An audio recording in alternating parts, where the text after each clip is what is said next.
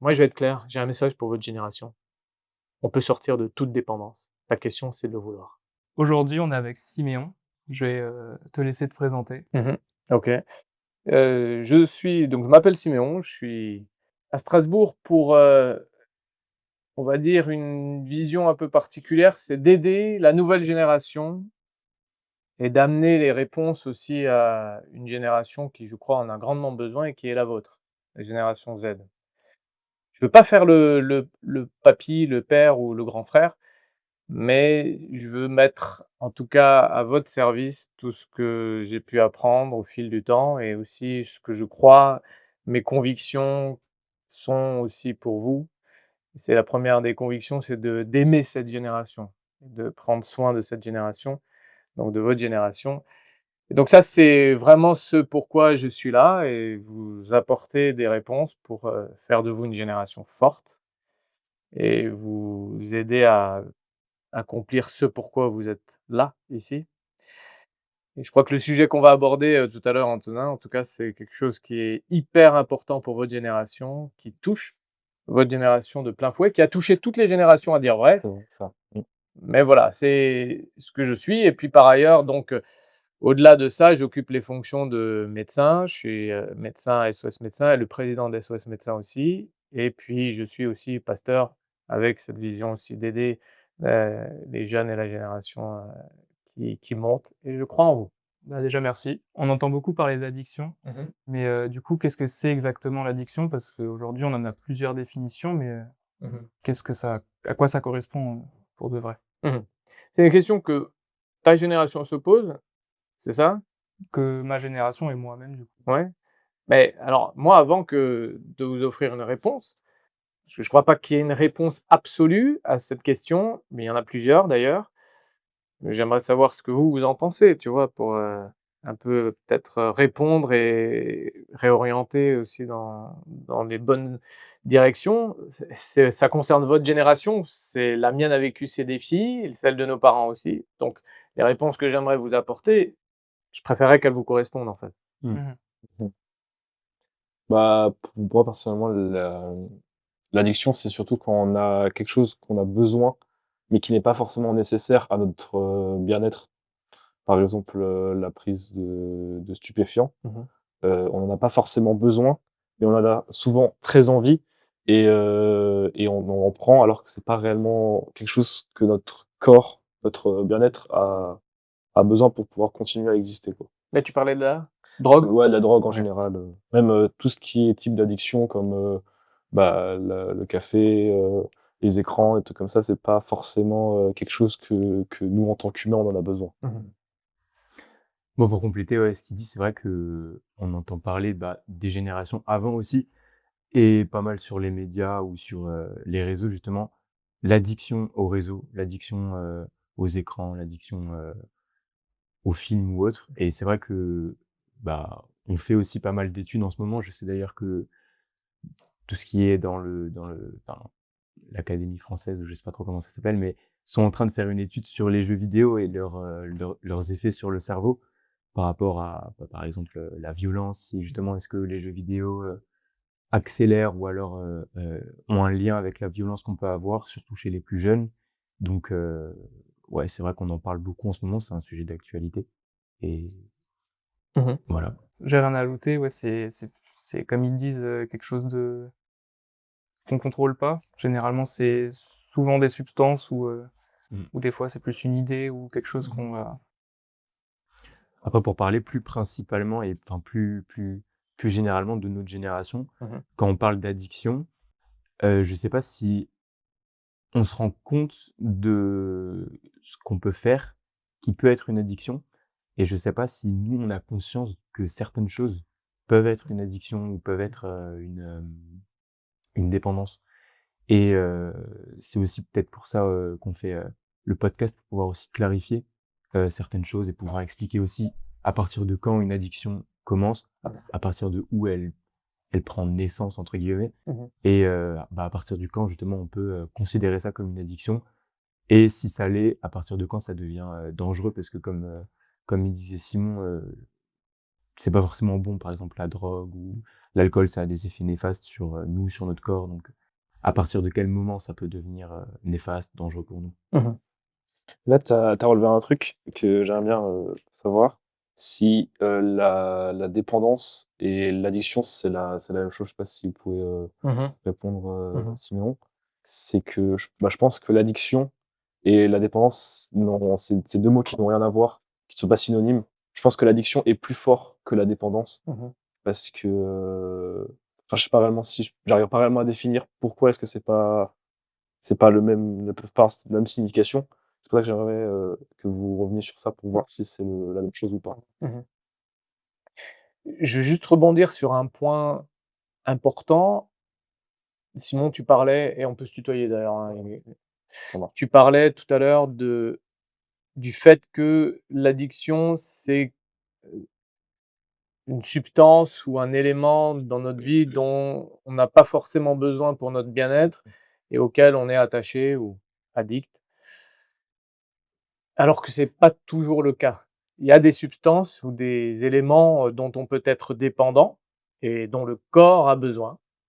OK. Ça peut être le sucre, ça peut être, la nourriture, ça peut être le sport et il y en a qui sont addicts au sport. Mais vraiment, hein, c'est pas juste, une idée de performance, ils ne peuvent pas se passer de faire leurs 100 kilomètres de vélo par jour. C'est le même niveau de dépendance avec, celui qui fume, alors c'est un autre mécanisme et on pourrait se dire: «Ah mais c'est bien pour sa vie». En réalité, c'est pas toujours, bon de faire autant de sport et le corps a besoin de repos aussi et il y a un phénomène, à ce niveau-là, au niveau du sport notamment, qui qui qui s'amplifie.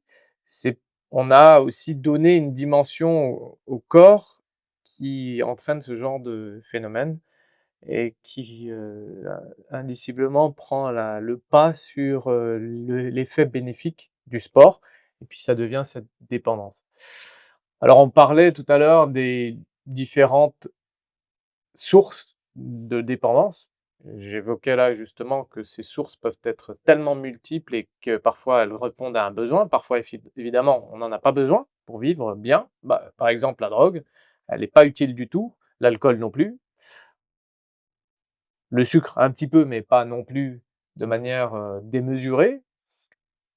Le sport, normalement l'activité physique et médicalement ça se tient de dire que c'est un besoin. L'activité physique, pour le corps est un besoin.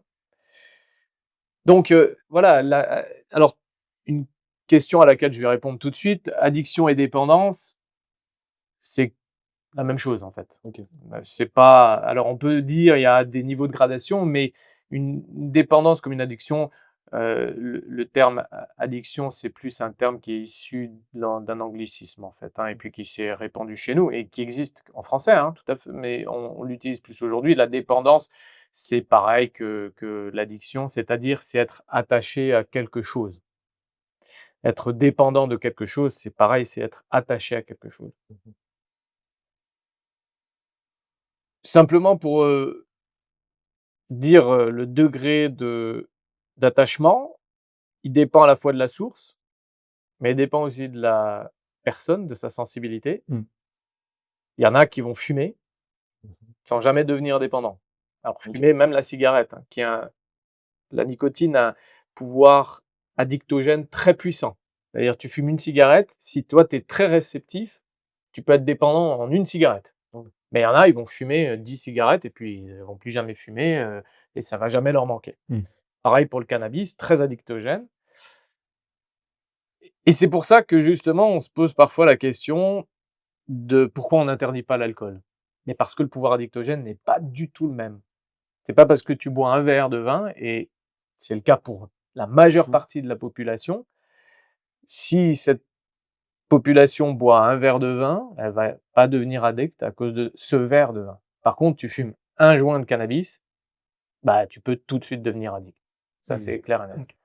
Donc c'est ça qu'il faut avoir en compte. Ensuite, il y a les médicaments. Il y a des médicaments qui ont un pouvoir addictif très important, mais d'autres moins et pour autant, la sensibilité, pareil, elle va être différente d'une personne à l'autre. Mmh. Il y en a qui vont jamais être dépendants et puis il y en a qui vont devenir très vite dépendants.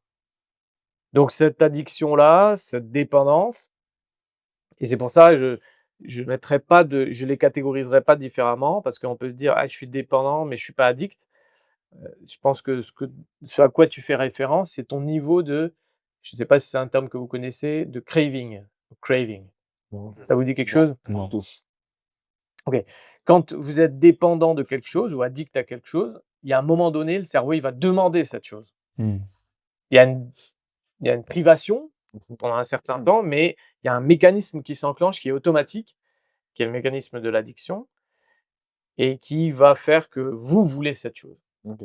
Quand ton niveau de dépendance, et c'est peut-être à ça que tu fais référence, il est très élevé parce que tu as une habitude d'utilisation très importante de cette source, de cette substance, de ce source en réalité de plaisir, hein, parce que ça ne repose que sur ce circuit quasiment. Ouais. Eh bien, ton cerveau, lorsqu'il est privé, il va demander. Mais sa demande, elle va être plus ou moins forte en fonction de, ton niveau d'utilisation initial ou, courant, régulier. D'accord? C'est-à-dire que en fonction de la dose que tu mets, bah, tu es plus ou moins habitué et au fur et à mesure, tu vas devoir augmenter pour que ça produise toujours des effets. Mmh. Donc le craving, c'est peut-être ça à quoi tu fais référence. Quel est ton niveau de craving? C'est-à-dire à quel moment tu vas devoir, toi, répondre à la demande du cerveau et à quel niveau tu vas devoir y répondre. OK. Mmh.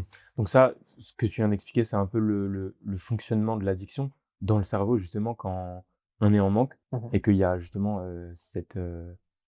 ce manque qui revient et qui nous dit: «Là, faut consommer, là, faut, renouveler l'addiction», quoi. Mmh. Bah, parlons-en de ce circuit, c'est intéressant parce que moi je crois que ce circuit, il est pas là pour rien. Il existe, il est Mmh. physiologique, il est naturel, je crois qu'il a été créé dans notre cerveau pour des fonctions bien précises. Mais souvent, ces fonctions sont utilisées pour d'autres choses qui vont nous abîmer. Alors c'est pas seulement que ça va nous abîmer nous, mais ça risque d'abîmer les autres autour de nous. L'addiction aux réseaux sociaux, c'est un peu ça, hein. C'est pas forcément, alors ça peut nous abîmer nous, Mmh. on va dire psychologiquement, allez, ophtalmologiquement si on veut aller plus loin, mais aussi au niveau, du sommeil. Ouais. C'est un peu ça le gros problème. Mais il y a une autre chose. Moi, je vois souvent des gens comme ça là, ils sont les uns à côté des autres, ils se parlent pas. Socialement, du coup, ça le problème. Eh oui, Mmh. il y a plus de relation, ils se parlent, tu vas dans une salle d'attente, les gens ne se parlent pas, ne se regardent même pas. Ils ne lèvent pas les yeux quand il y a quelqu'un qui rentre. Et donc ça, c'est un peu le gros problème qui arrive avec ces réseaux sociaux. Donc il faut pas se dire: «Une dépendance, elle pose problème que pour moi», elle pose problème aussi pour un paquet de personnes autour de nous, en fait. Et tu regarderas, c'est pareil pour la drogue, ça va entraîner des troubles relationnels, Mmh. des troubles de santé et cetera. Donc ça impacte un certain nombre de gens autour de toi. Et là, c'est important qu'on parle un petit peu de ce circuit parce que, bah, s'il est là, bon, bah, il a une fonction et il n'est pas normalement dédié à être, branché à une substance qui nous fait du mal ou à une source qui est problématique pour notre vie.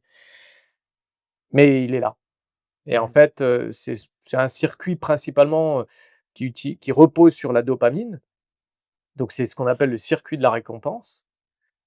C'est un circuit qui se déclenche automatiquement quand il y a une récompense, quelle qu'elle soit, que ce soit une bonne note, que ce soit, un bon film, que ce soit une activité physique, du sport que tu aimes ou des choses, même un temps passé entre potes, tout ça, des moments bons, des choses bonnes, ce circuit va se déclencher et en fait, ce circuit, il s'habitue Mmh. et plus tu y réponds, plus il s'habitue et il augmente son degré de nécessité, son degré de réponse attendue. Alors les études sont très claires, si tu veux, quand tu donnes à ce circuit une réponse attendue, tu as une sécrétion de dopamine qui est stable. C'est-à-dire, voilà, là, je kiffe ce moment-là, mais je savais que ça allait être ça, je savais que ça allait être comme ça. Bon, bah, tu vas sécréter un niveau de dopamine dans ton cerveau qui va rester stable. Par contre, si tu as une surprise, que c'est fort, que ça te plaît, que tu kiffes et que tu veut ce moment elle-même le prolonger ou que tu en reveux, bah, le niveau de dopamine qui va être sécrété va être plus élevé Mmh. et c'est ce qu'on appelle la récompense immédiate et sur le prochain coup, tu en voudras au minimum la même chose et un petit peu plus Mmh. pour que la sécrétion de dopamine augmente et Pour que ça produise un fasse effet. ça Donc ça fait un quelque effet. chose, quoi. Ah oui, Ouais. sinon ça va être stable et tu Ouais. vas dire: «Ouais, bon, je savais, c'est Normalement, ouais, on a je connais l'habitude, quoi, quoi. moi je Ouais, suis c'est ça. habitué». Mmh. Ça, c'est ce qu'on appelle et là, c'est l'habitude, c'est déjà là qu'on entre dans la dépendance, OK. Mmh. en fait. C'est à ce moment-là, on se dit: «Ah» tu vois? C'est le moment où tu sens qu'il faut passer un palier pour que tu aies ce coup de dopamine. Après, il y a d'autres hormones qui sont sécrétées par la suite, hein, mais ce shoot de dopamine, pour qu'il soit actif, il faut qu'il y ait réellement une Mmh. récompense. Donc, si tu es au niveau de récompense normale, ah bon, bah, alors tu peux le maîtriser, hein. Je Mmh. dis pas que tu es obligé de subir ça et que en fait, c'est la clé, moi je crois pour, justement, éviter la dépendance ou d'être dépendant affectivement, par exemple. C'est-à-dire, tu veux toujours chercher plus chez l'autre parce que justement, tu trouves pas dans ta vie ce dont tu as besoin et donc on peut être dépendant affectivement aussi. Il y a pas on peut être dépendant d'une personne et c'est pareil, on cherche chez l'autre quelque chose qui va nous combler, qui va déclencher ce shoot-là de dopamine et puis quand on ne le trouve pas, parce qu'évidemment personne n'est illimité, ben, on arrive à la déception et c'est là qu'on est dans la troisième catégorie, c'est que c'est la réponse est inférieure à celle attendue et là, on sait qu'il y a un drop de la sécrétion de dopamine. C'est-à-dire que c'est même pas seulement elle est là, il y a une chute. C'est-à-dire que le cerveau, il crée un système de compensation et ce système de compensation, aujourd'hui, on sait que c'est un des systèmes qui déclenche la dépression.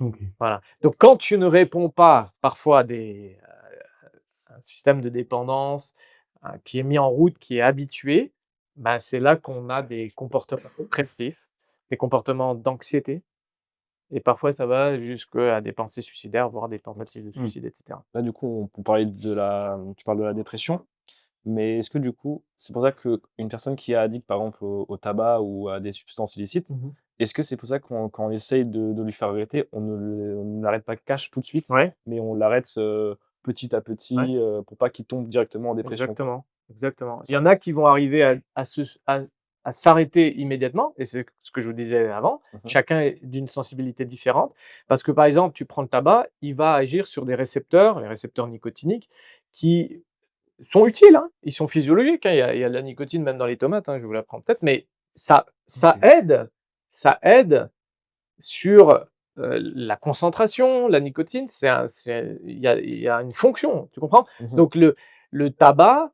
bah, il envoie des shoots de nicotine, paf, paf, c'est un Ouais. stimulant, pour le cerveau, mais c'est un stimulant pour plein d'autres choses aussi, le système cardiovasculaire et là, c'est moins bon.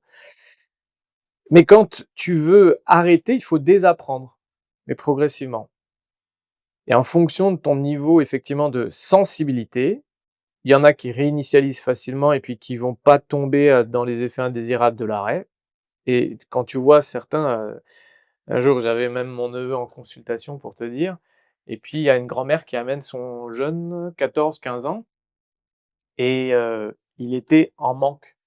Ça faisait peut-être 10 jours qu'il n'avait pas consommé de cannabis parce qu'il avait plus les moyens, je pense, de se l'acheter et il faisait une crise d'angoisse terrible, douleur abdominale, mais un truc de fou et mon neveu, il voit ça et parce que je l'avais pris en stage et et il voit ce jeune dans totale détresse, quoi et là et ça lui a fait un il a dit: «Moi, je consommerai jamais cette merde parce que Mmh. c'est Mmh. c'est horrible ce qui t'arrive quand tu touches à ça et puis qu'après tu as plus accès à ça» et en fait, c'est le cas et c'est mon conseil, si tu veux jamais déclencher ce circuit, l'idéal, c'est de ne jamais y toucher. Mmh. C'est C'est de sûr. réfléchir. Ouais. Est-ce Mmh. que ça va m'apporter quelque chose? Mais comme dit, tu peux être dépendant à l'alcool, au sport et cetera, donc je vais pas te dire touche pas au sport parce que tu as un risque de dépendance. Le problème, c'est que ces choses-là, ben, elles sont pas essentielles et indispensables pour notre bien-être. On peut s'éclater bien mieux ailleurs et sans se mettre en danger. Et on n'est pas obligé de consommer des tonnes d'alcool pour kiffer, le moment et puis Mmh. on peut, consommer de l'alcool modérément et pour que ça soit, plaisant et agréable, sans tomber dans un risque pour l'addiction. Donc ce que ouais, après je te laisse, mais ce que je veux dire aussi, c'est que le le risque de l'arrêt, quand on veut se sevrer, existe réellement. Mmh. Ouais, ouais, et il n'est pas anodin. Donc si tu veux pas avoir à courir ce risque-là, bah, l'idéal, c'est carrément d'éviter, de Ouais, toucher, c'est sûr. Ouais, moi je voulais savoir parce que c'est intéressant en vrai de prendre l'exemple, de du jeune que tu as eu en consultation Mmh. et de reprendre aussi ce qu'on a discuté tout à l'heure, du fait que, admettons une personne peut consommer une cigarette, mais pas être addict tout de suite. En revanche, il y a une personne qui peut en consommer une et développer une addiction, totale. Mais du coup, est-ce qu'il y a potentiellement un profil à risque, qu'on peut avoir ou en tout cas parce qu'on sait, là, entre autres, chez les jeunes, là, on a tous entre 19 et 17 ans et le cerveau, il est pas totalement développé puisque C'est je crois vrai. qu'il finit de se développer à 25 ans, Mmh. un truc du À genre. peu près, ouais. La plasticité en tout cas, ouais, Ouais, certaines fonctions, ouais. ouais, donc justement, est-ce que c'est, chez les jeunes où il y a plus de profil à risque de développer une addiction? Si on peut prendre l'exemple, de la cigarette ou Mmh. d'un autre exemple, mais est-ce que justement, c'est peut-être plus simple de tomber addict quand on est, plus jeune qu'après? Alors ça, c'est une très bonne question d'ailleurs et c'est clair, oui, il y a un fort risque, mais le risque d'addiction, on va dire, il ne change pas, la sensibilité d'un système nerveux à une substance, hein, donc les substances addictogènes ou psychogènes, quelles qu'elles soient, elles ont un potentiel risque d'addiction. Donc Mmh. tout ce qui va agir sur le système nerveux, en fait. Donc je vous le dis, le sucre, le chocolat et tout ça, on Il y a peut être tout, dépendant, tout. Mais ce qui est le plus embêtant, c'est pas tellement le risque d'entrer en addiction, c'est tous les effets secondaires que ça peut produire, en fait. merde. Les à votre âge, c'est ça le problème. C'est-à-dire que alors, effectivement, l'addiction, c'est un gros problème parce que ça va entraîner des comportements de vie, des situations, vraiment compliquées, difficiles et par exemple, quelqu'un qui est addict, lorsqu'il est, addict au ce qu'on appelle les drogues dures et enlever le mot drogue douce, on va appeler ça drogue et il y a des drogues avec un pouvoir addictogène plus important, mais surtout des effets beaucoup plus forts, cocaïne, héroïne et cetera. Mais les effets peuvent être tout aussi importants dans le long terme, hein. C'est-à-dire qu'il y a les effets, par exemple, pour, le cannabis, ça va être la ça on en parle très peu, hein, mais beaucoup, il vous avez alors je ne veux pas dire de bêtises, donc je ne vais pas vous redire le pourcentage, mais, il y a quelques années, j'avais suivi une formation justement sur l'addiction et avec le cannabis, tu as, il me semble, 450 fois plus, à revérifier, de chances de développer une psychose que quelqu'un qui n'a jamais touché au cannabis. 450 fois plus, il me semble, hein. En tout cas, c'est vraiment c'est stratosphérique. C'est-à-dire Drôle, quoi, d'entrer disons. dans une psychose, je ne sais pas si vous savez ce que c'est? Définition rapide.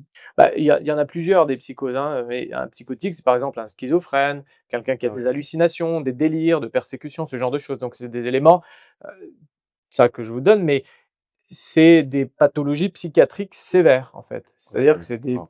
on peut appeler ça des bugs du cerveau. Donc il y a ça, il y a le risque de cancer des testicules à votre âge, énorme, Ouais. avec le cannabis, énorme. Mmh. Ça, c'est à prendre en compte. Donc il n'y a pas seulement le risque d'addiction, il y a effectivement, comme tu dis, la plasticité cérébrale qui fait que, ben, on a le cerveau est pas complètement, terminé dans son développement. Il y a encore des choses qui vont se créer, se développer. Mais en même temps, que tu aies 25 ans ou tu as le pouvoir addictogène et la sensibilité que tu as, sera la même, que celle qui est déterminée par ton système, nerveux. Donc moi, ce qui m'embête, c'est plus les effets à vos âges, Mmh. les Mmh. effets réels en plus du pouvoir addictif de la substance. Voilà, et donc ça, il faut être, prêt aussi à l'entendre parce que ça peut aussi, alors, votre génération fume un petit peu moins. C'est pas mal. Ah, et tabac, hein, Beau progrès. c'est bien. Je pense que vous êtes plus alerte que notre génération et la génération de nos parents qui ont fumé vraiment, sans y réfléchir, on va Il y a dire. beaucoup plus de méthodes de prévention aussi, je pense, Oui, oui, oui, enfin, je pense c'est que vrai. pour ça, ça joue énormément aussi. Ah, je crois que ça, c'est l'objectif. Mmh. Le podcast, c'est Ouais, vraiment, aussi. Mmh. ça, c'est le sens. Je suis pas là pour, vous vendre des fleurs, hein. Ouais. J'aimerais qu'on sorte quelque chose quand même, Bien sûr. et je critique pas les fleuristes, hein, mais l'objectif là, c'est une question qui est hyper sérieuse pour votre Mmh. génération Mmh. et que j'aimerais que si ça peut aider votre génération, je suis là pour ça. Ma question, c'était, tu parlais du taux de psychose qui augmente avec la prise de cannabis. Est-ce que c'est parce que le shot de dopamine qu'on envoie au cerveau est trop, étrange pour notre organisme? Alors je pourrais pas t'expliquer parfaitement, c'est un peu complexe, Mmh. le système, du risque de développement des maladies psychiatriques, hein. Je parle là, je vous donne l'exemple de la psychose, mais il y a pas que ça, il y a Ouais, bien sûr. Cancer des testicules pour ouais, mais il y a au niveau des maladies psychiatriques, les dépressions, les crises d'angoisse aussi que ça peut générer, les troubles du comportement. ouais. Donc on n'est pas forcément dans la psychose tout le temps, hein, d'accord?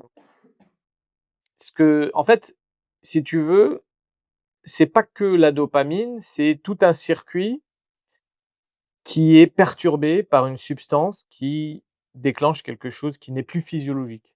OK. Voilà, donc c'est quelque chose qui a une action, pour certaines substances, directe et qui perturbe le cerveau comme, parfois d'autres organes, hein. Ça peut être aussi le foie, ça peut être, même les reins pour certaines substances et cetera. Donc ça crée des modes de fonctionnement qui ne sont plus d'ordre physiologique. Alors physiologie, ça veut dire ce qui est censé fonctionner comme ça a été prévu. Donc, quand ça fonctionne bien, on a un équilibre qui est, la physiologie, et puis quand ça fonctionne plus, c'est un déséquilibre qu'on appelle la pathologie. Voilà. Donc Mmh. physiologie, on est à l'équilibre, l'homéostasie par exemple, hein, c'est tout Mmh. fonctionne bien, et puis un petit déséquilibre, un virus, une bactérie, une substance, heu, psychogène, pouf! Déséquilibre, et c'est ça qui crée le problème. Alors, Mmh. comme je te disais, c'est pas parce que tu consommes, du cannabis que forcément tu vas avoir, Ouais. une psychose ou et cetera, mais le risque est énorme. Mmh. Ou cancer des testicules ou autre, hein, ou cancer de la gorge, ou Ouais. je ne sais quoi, ou cancer de la vessie, ça aussi, Mmh. tu vois? Donc tout ça, c'est vrai que les jeunes disent: «Ah mais c'est l'éclate». Ouais, ben, ça se paye en fait. Ouais, c'est ça. Mmh. Et du coup, est-ce que, par rapport à ça, on peut, avoir une certaine manière, je sais pas si on peut dire naturelle, mais est-ce que le cerveau nous prévient, à partir du moment où ça devient, concrètement une Mmh. addiction et que ça devient, bah, dangereux au point où Oui. Oui, merci pour la question. En fait, si tu veux, avant d'avoir consommé, c'est compliqué de savoir. Sûr. Mmh. Là où il faut, on va dire ça comme ça, évaluer la question, cette question-là, c'est il faut faire confiance à ceux qui, à la fois, sont passés par là, les études qui appuient avec des données, et ceux qui sont experts. Donc il y a des médecins addictologues, hein, qui travaillent d'ailleurs, par exemple au XAPA, qui est un centre d'addictologie avec lesquels, j'ai régulièrement quand même des contacts. Bah, voilà, eux, ils ont vu, donc c'est pas la peine d'expérimenter en te disant: «Ah bah tiens, je vais savoir à quel moment je vais être dépendant». En fait, tu ne peux pas le savoir réellement, et même moi, je peux pas te le dire. Je peux pas te dire: «Vas-y, fume un joint et puis il y a rien qui va arriver». C'est ce qu'on entend parfois, «Éclate-toi, amuse-toi». Non, moi je dis: «Non, touche pas à ce poison parce qu'on ne sait pas ce qui va se passer». Tu prends un joint, il a un effet, catastrophique, tu sais pas quel effet il a sur toi parce que justement, il y a une levée de l'inhibition.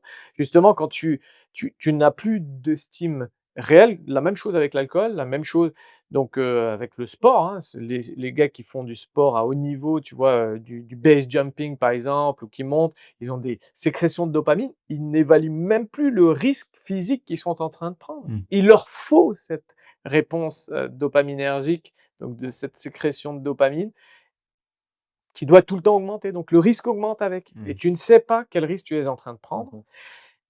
et donc tu prends ta voiture parce que tu ignores que tu es en risque, mais tu penses maîtriser et ça peut se terminer là et c'est ça que je veux aussi dire, c'est qu'on peut se dire: «Ouais, je vais me tester», mais le test peut être le dernier.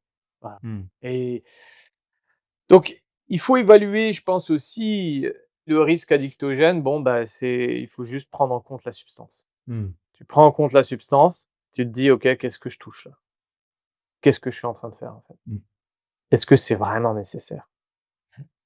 Et une fois que tu as pris en compte la substance, il faut prendre en compte le dosage. Imaginons l'alcool, imaginons le sucre, c'est pas la même chose que, un joint de cannabis.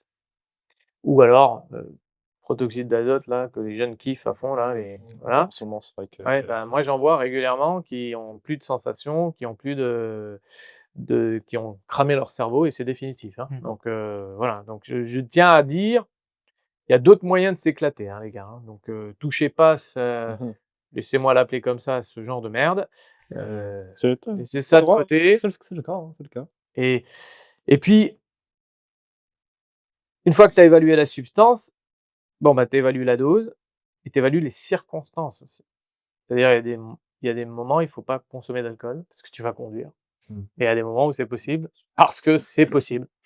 Mais là, c'est pareil, il faut savoir se freiner et quand on est dans la dépendance, peut-être c'est une question que vous voudriez aborder, mais comment on en sort en tout cas et puis surtout, bah, comment on évite le danger que ça peut produire? Mmh. Moi, j'ai aussi une question. Là, tu donnes beaucoup d'exemples, qui peuvent déjà avoir un impact tout de suite, mais il y a beaucoup d'addictions qui sont plus, discrètes et qui se cachent souvent, Ouais. comme les jeux vidéo, les écrans Mmh. ou autres. Il Mmh. y a beaucoup de choses Mmh. qu'on remarque pas du tout et Ouais. qu'on peut carrément laisser passer, Ouais. Moi, je veux juste rebondir sur ce que tu viens de dire. Personnellement, moi, je suis un très grand joueur de jeux vidéo, mais je me considère pas non plus comme addict, Ouais. même si je joue quand même bien 3 heures par jour, Ouais. tous les jours. Mmh mh. Mais j'arrive pas à me dire que je suis addict, même si ça m'apporte quand même Mmh mh. un grand plaisir d'y jouer, une grande dopamine. Mais je n'arrive pas non plus à moi me dire que je suis addict à ce jeu vidéo parce que je me dis quand même que j'arriverai à couper. Mais dans un autre sens, je me dis quand même que je suis un petit peu addict parce que quand je me dis que j'arriverai à couper, j'y réfléchis et finalement, je me dis que ce sera quand même un petit peu dur Mmh. de réellement réussir à me couper, Mmh. totalement des jeux vidéo. J'ai quand même un petit peu envie d'y jouer de temps en temps. Mmh. Juste le fait d'être posé tranquille sur, sur les jeux vidéo, moi ça m'apporte énormément de plaisir. Mais c'est vrai que du coup, c'est un peu considéré comme une addiction. On en parle souvent, là, c'est un sujet sensible en ce moment. J'ai vu avec, par exemple, le président qui veut Ouais. interdire les jeux vidéo et des trucs comme ça. J'en vois souvent en parler, comme quoi les jeux vidéo rendent violents, tout ça. Mais comme dit, moi, je n'arrive pas à me dire qu'on peut être réellement addict, aux jeux vidéo. Mmh. Mmh. Ah bah, c'est une bonne question, Antonin, en tout Ouais, cas, c'est ça, ouais. parce que là, ça rejoint aussi l'évaluation du pouvoir addictogène. En fait, si tu veux, il y a le pouvoir addictogène, il y a pas seulement ce que va produire la substance sur ton cerveau, il y a un autre élément qui entre en compte, c'est les barrières à l'entrée. C'est-à-dire à quel point c'est facile d'accéder à la substance, à la source de cette dépendance. Donc c'est-à-dire que tu peux pas là jouer aux jeux vidéo. Pardon. OK, On parlait de question des jeux vidéo. Ouais, ouais, donc là tu peux pas jouer aux jeux vidéo, tu vois? Ouais, Donc c'est plus compliqué. mmh Mais ça veut pas dire qu'il y a pas une dépendance, OK. tu vois? C'est pour ça que tu te dis: «Ouais, je suis pas dépendant». En fait, si tu veux faire le test, bah, demande-toi: est-ce que je peux m'abstenir? «Est-ce que je peux m'abstenir?» Décide de t'abstenir et regarde ce que ça produit dans ton cerveau. Mmh. OK. Est-ce que tu vas vouloir courir et y aller? Ou est-ce que, justement, quel est le niveau de craving? Alors il peut être bas, hein, OK. il peut être bas, mais si il est bas, mais qu'il existe quand même, il va progressivement augmenter si à chaque fois tu le tu le nourris, tu Mmh. comprends? C'est-à-dire qu'on se dit: «Non, non, je suis pas dépendant», mais parce qu'on n'a pas forcément une facilité d'accès Mmh. à la source, tu comprends? Mmh. Donc c'est aussi ça qui entre en ligne de compte, c'est tout le caractère social qui entoure notre dépendance et surtout, il y a les dépendances, comme tu disais Antonin et c'est très intéressant, qui se voient. Donc tu vas voir quelqu'un qui fume, ça se voit sur sa tête, Mmh. quelqu'un qui se drogue, ça se voit dans son corps et quelqu'un qui joue aux jeux vidéo, ça se voit pas forcément. Après, ça peut se voir, hein, fatigue et manque de concentration, tout le temps, Mal-être. ouais, Ouais, voilà, c'est ça. il y a il y a aussi une rupture sociale qui peut arriver parce qu'il faut qu'il joue aux jeux vidéo et donc il y a 3 heures par jour où il est plus là pour les autres, quoi, en fait, Mmh. il est là en ligne. Pareil pour les réseaux sociaux, en fait, mais c'est pareil pour les jeux, l'addiction aux jeux, D'argent, par exemple. d'argent, par exemple, de paris, pareil pour la pornographie, ça crée ce genre de séparation des autres. Mmh. Et là, le pouvoir addictogène, il est plutôt faible pour ces choses-là. C'est pas parce que je joue aux jeux vidéo qu'il y en a plein qui jouent aux jeux vidéo. Moi, j'y ai joué, j'ai jamais été dépendant, mais c'est parce qu'il y a aussi une petite barrière à l'entrée qui fait que c'est moins évident. Mmh. Une fois que ces barrières à l'entrée sont levées, c'est-à-dire la barrière à l'entrée, hein, et c'est facile Mmh. d'y entrer ou c'est pas facile. Bon, bah, une fois que ces barrières sont levées, là, il faut se dire: «Ah OK, j'y suis». Ce qu'il faut évaluer, c'est la barrière à la sortie. Mmh. OK. À quel point tu arrives facilement à l'élever? Bah, moi, personnellement, quand je joue, mais que des amis à moi me disent: «Viens, on sort, on fait quelque chose», j'arrive facilement à dire: «OK, j'arrive», poser la manette et dire: «Bon, j'arrête de jouer». Ouais. Ça me j'arrive facilement à faire ça.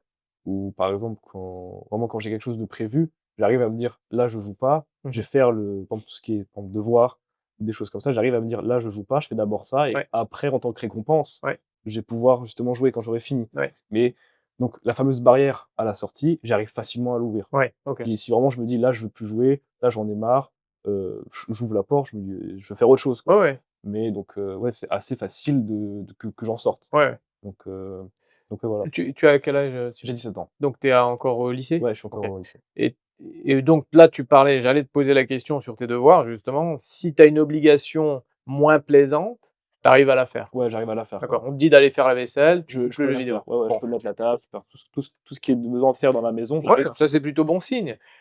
Ce que je peux te donner comme autre défi, c'est de dire: «Bon, bah, tu joues 3 heures par jour de manière systématique quasiment». En moyenne, ouais, Ouais, donc bah, tu dis: bah, j'essaie de pas le faire pendant une semaine». Qu'est-ce que ça va donner? ça va être dur ça. Voilà, ben, là, tu peux déjà t'évaluer et dire: «Il y a quand même une petite dépendance, quoi». OK. Tu comprends? Donc c'est-à-dire qu'il y en a certains, ils peuvent pas se passer de sport pendant, 1 jour, Ouais. une semaine. Mmh. Alors, ça dépend, ce qu'ils entendent, par, ne se passer de sport, tu comprends? Moi, je peux comprendre aussi, je sens que quand j'ai pas fait de sport pendant une semaine, je suis pas super en forme, je suis moins, dynamique, moins tonique, mais ça veut pas pour autant dire que je peux pas le faire, tu vois? Mmh mh. Et je peux, Mmh. couper pendant une semaine, 2 semaines. Il y a quand même, ce qu'il faut comprendre aussi, c'est que dans le cerveau, il y a un système de réinitialisation face à toutes les sources qui agissent sur ce cerveau. Elles sont plus ou moins c'est en fonction des récepteurs, c'est plus ou moins long, mais cette réinitialisation, elle peut on peut de manière générale l'évaluer sous 7 jours, 15 jours. C'est-à-dire que, est-ce que ça se réinitialise? Auquel cas, donc tu passes ce cap et après ça va mieux. Et Mmh. souvent, par exemple, pour les addictions à l'alcool, on les hospitalise pendant à peu près une semaine et on fait, en sorte qu'ils n'aient plus accès pour réinitialiser, puis combler les effets indésirables dus au manque d'alcool. Mmh. Ces effets indésirables en soi, ils peuvent être graves, mais si on les comble, c'est plus ou moins, bien tolérable. Bah, c'est ça en fait, tu te dis: «Je m'en prive une semaine, 2 semaines». est-ce que j'y arrive?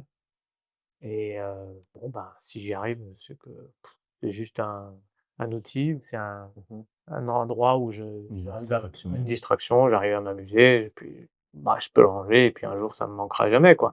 Donc c'est c'est ça que je veux aussi te dire, c'est en fait, il faut s'en priver pour arriver au niveau du craving.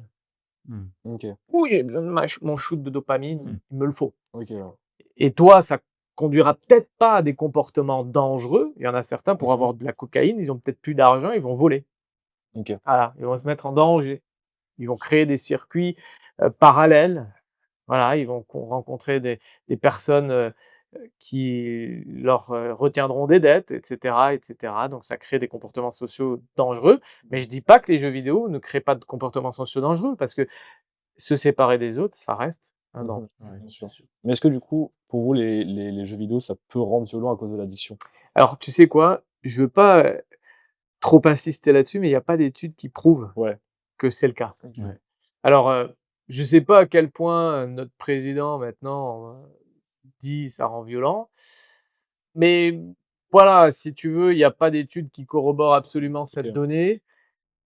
Ceci dit, allez, au doigt mouillé, on peut le deviner, parce que peut-être que il faut aussi se dire que l'effet est peut-être pas assez bien étudié. Mmh. Tu comprends? C'est Ouais. aussi ça le biais. OK, il y a pas de données, mais peut-être parce que c'est pas encore suffisamment bien documenté.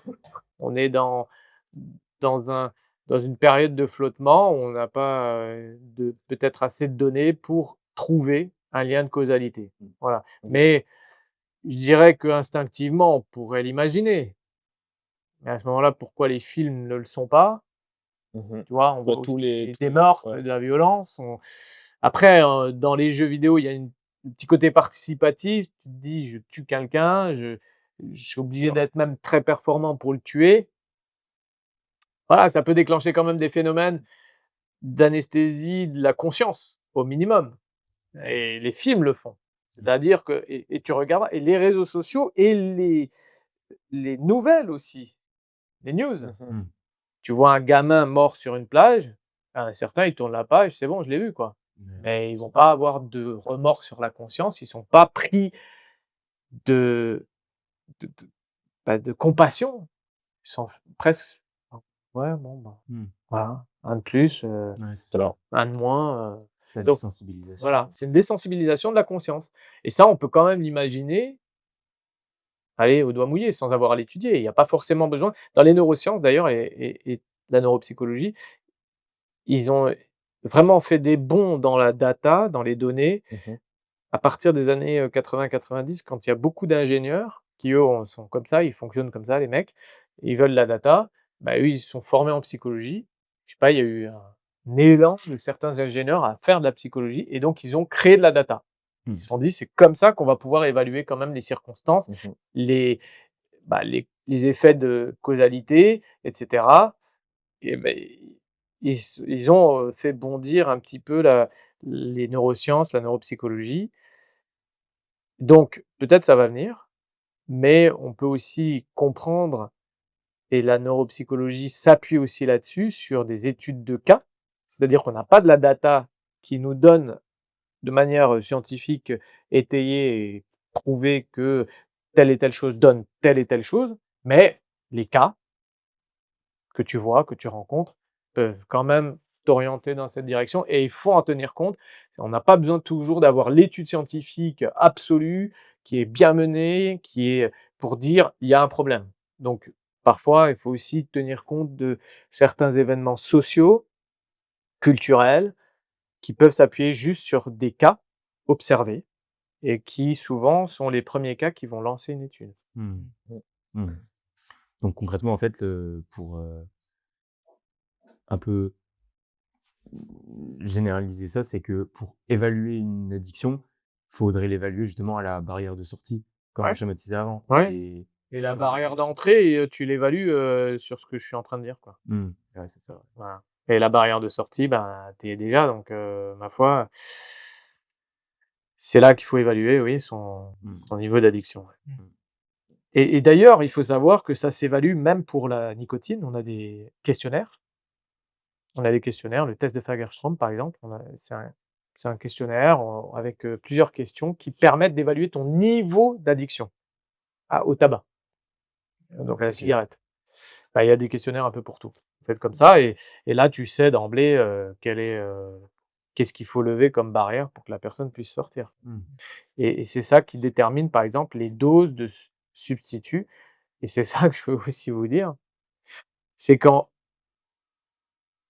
on peut arrêter le tabac et devenir dépendant aux substituts et c'est triste Mmh. Mmh. parce que tu es dépendant du médecin, de la pharmacie, de la société qui te paye tes substituts et ça on s'en rend pas compte. On se dit: «Oui, mais je fume plus». Bah, oui, mais en fait, tu as quand même de la nicotine, tu continues dans cette dépendance, Mmh. donc il faut songer à arrêter, ouais. Mmh. Et c'est le substitut nicotinique et c'est un peu ça qui est aussi par exemple, mais tous les autres substituts, hein, que ce soit, l'héroïne, et cetera, bah, ils ils ont pour objectif normalement d'arriver à l'arrêt du substitut. Bon, bah, il y en a qui entretiennent une dépendance aussi là-dessus et qui continuent avec, le substitut Mmh. et ça, c'est pas la bonne stratégie. Il faut se dire: «Pourquoi j'ai un substitut?» Bah, pour arrêter définitivement et pas continuer dans des conduites addictives. Parce que et je veux en venir à ça. Le problème de l'addiction n'est pas seulement les effets de la substance, c'est toutes les conduites que ça induit Mmh. dans nos vies et c'est un peu ça aussi le problème dont on doit tenir compte.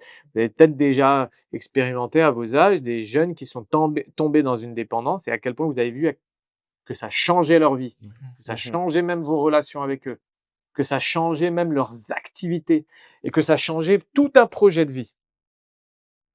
C'est fou que tu sais, tu peux carrément tellement dépenser dans une dépendance que tu pourras pas mettre de l'argent de côté pour passer ton permis, ne serait-ce que ça. Mmh. Voilà et ça, c'est un truc de fou. Mmh. C'est de se dire: «Il va être bloqué pendant des années avec une dette qui est partie en fumée Mmh. et il va pas pouvoir réaliser certains projets de sa vie» et il y en a certains qui vont être bloqués comme ça sur des décennies. Donc je je veux vraiment vous encourager à faire confiance à ceux qui parlent des dépendances pour votre génération et mettre le maximum de barrières à l'entrée. Mmh. Et une de ces barrières, bah, c'est nous qui vous disons: «N'y touchez pas, faites-nous confiance». Mmh. Une autre barrière, bah, c'est surtout vous qui acceptez aussi de comprendre de quoi il s'agit et puis de réagir. Une autre barrière à l'entrée, c'est l'entourage, c'est d'accepter aussi de l'aide. De l'aide pour pas rentrer et de l'aide pour sortir. C'est hyper important. C'est-à-dire que si vous considérez que la la vous êtes dans une dépendance, la première des choses, c'est d'en prendre conscience et de se dire: «OK, j'accepte, je suis dépendant. Est-ce que je veux continuer avec ça?» C'est un choix personnel, hein. Personne ne le fera à votre place, d'en sortir. Mmh. Ça, c'est impossible et on peut vous le dire et souvent, c'est le rôle des médecins de le dire et de moi, quand quelqu'un, j'aborde la chose, de cette manière, quand quelqu'un, me parle de son problème d'addiction au tabac, je lui dis la première question que je lui pose, c'est je lui dis: «OK, quand est-ce qu'on arrête?» Mmh. et je m'inclus dedans. Je dis pas: «Quand est-ce que vous arrêtez?» Je Mmh. dis: «OK, quand est-ce qu'on arrête? Quand est-ce que nous allons arrêter Mmh. ce problème?» et je leur dis pas, je leur pose pas la question, est-ce qu'ils veulent arrêter et cetera. Je leur dis d'emblée, je les projette vers une date, en fait. Mmh. Parce que si je suis médecin, je dois leur dire qu'il faut qu'ils arrêtent. Ouais. Je peux pas leur dire: «Ah, c'est bien, continue, vas-y, kiffe ton moment et on verra ce qui arrivera». Bah non, je suis obli je j'ai la responsabilité de vous dire et à votre génération: «Non, touchez pas à ces merdes, ça pose que des problèmes» et veillez à ce que rien ne devienne une source de dépendance, que ce soit la nourriture, que ce soit Mmh. le le sport. Mmh. Et si ça le devenait, ça peut arriver et ça peut arriver d'ailleurs à n'importe qui. Ça, il faut être conscient. Il faut pas se dire: «Je suis plus fort que la nature, j'y arriverai, je tiendrai. Il y en a certains, ils se disent: «Je vais jamais devenir dépendant du tramadol» et cetera. Bon, bah, ils deviennent dépendants, ils ont jamais touché à la drogue, mais ils deviennent dépendants à une drogue qui agit sur les mêmes récepteurs que la drogue, tu vois? Un médicament qui agit sur les mêmes récepteurs. Bon, ben, c'est aussi un gros problème. Et alors on peut se dire: «Ouais, mais c'est encadré par les médecins». Non, ben, parfois, c'est très compliqué. Ouais. Donc à partir du moment où tu en prends conscience, c'est là où il faut se dire: «OK, je vais me faire aider. Je vais accepter». Mmh. Et une chose que j'aimerais vous dire, les dépendances, elles créent de l'isolement. Elles isolent par la honte que ça produit, la culpabilité, mais aussi par le contexte social que ça génère. C'est-à-dire que parfois vous êtes isolé parce que vous n'avez plus le choix. Les gens ne peuvent plus vous supporter en fait, et vous-même, vous ne supportez plus les gens et à cause de conduites addictives, vous êtes obligé de vous mettre de côté. Puis arrive la honte, la culpabilité, tout ça et toutes ces couches-là font qu'on se dit: «Bon, ben, c'est mon destin, c'est ma vie, c'est comme ça, j'arrête, j'ai pas le choix en fait, je vais continuer, je vais me bah, c'est moi quoi, tant pis, Mmh. on va faire avec». Et moi je vais être clair, j'ai un message pour votre génération. On peut sortir de toute dépendance. La question, c'est de le vouloir. Mmh. Mais il faut briser le tabou, il faut briser l'isolement, la solitude. Il faut aller vers quelqu'un qui peut nous aider. Il faut vraiment se dire: «Je vais ouvrir mon cœur à ceux qui peuvent m'aider aussi». Et je dis toujours, on n'est pas obligé de prêter, nos bouches, donc nos paroles à n'importe quelles oreilles et on n'est pas obligé non plus de prêter nos oreilles à n'importe quelle bouche. On peut choisir. Mmh. Mais ce qui est hyper important, c'est que c'est vos vies qui sont en jeu. Mmh. Ça, j'aimerais que vous le reteniez et que vous puissiez, en tout cas, maturer, mûrir dans les meilleures conditions possibles. Parce qu'à vos âges, vous avez encore, du temps devant vous et de la maturation, formidable et que vous pouvez investir pour votre avenir et pour l'avenir de nos familles, de notre nation même. Voilà. Mmh. Bah, merci. Ouais. Merci Ouais. beaucoup. Mmh. Je t'en prie.